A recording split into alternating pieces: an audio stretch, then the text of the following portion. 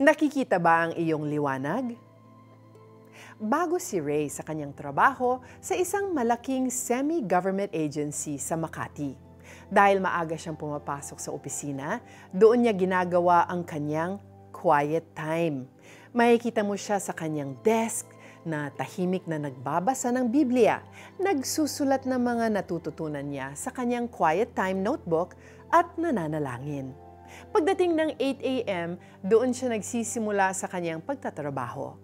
Dinaglaon ay nakilala si Ray na magaling at masipag. Palagi niyang namimit ang kanyang mga deadlines. Napansin din ng office mates niya ang kanyang kabaitan at pagiging magalang. At ginagawa niya ito hindi lamang sa mga nakakataas sa kanya, kundi pati na rin sa mga messengers, security guards at janitors. Minsan ay may nagbirong tumawag sa kanyang Father Ray. Nagtawanan ng kanyang mga kaopisina nang marinig ito. Ngumiti lamang siya at patuloy na nagtrabaho. Sa isang lunch break, malakas ang tawanan ng mga kaopisina niya sa office pantry. May nagkikwento kasi ng green jokes. Pumasok si Ray upang kumuha ng tubig, biglang may nagsabi ng, "Oops! Nandyan na si Father Ray. Huwag muna kayong mag-share ng green jokes." At tumahimik silang lahat.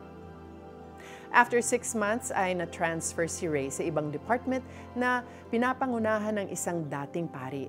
Di katagalan, sabi ng boss niya sa kanya, "Hanga ako sa mga Kristiyanong tulad mo. Hindi na ninyo kailangan magsuot ng abito katulad ng mga pari para makilala kayo bilang isang religious person.